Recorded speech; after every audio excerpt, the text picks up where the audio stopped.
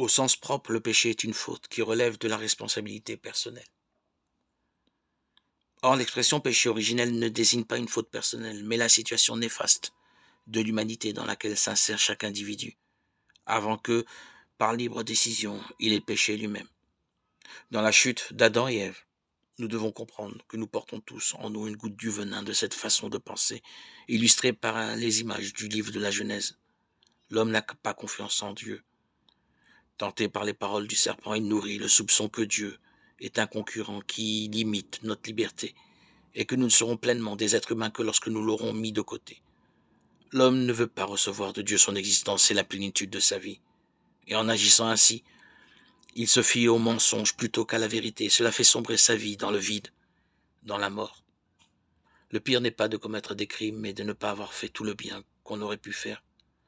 C'est le péché d'omission qui n'est autre que le péché de ne pas aimer. Et personne ne s'en accuse.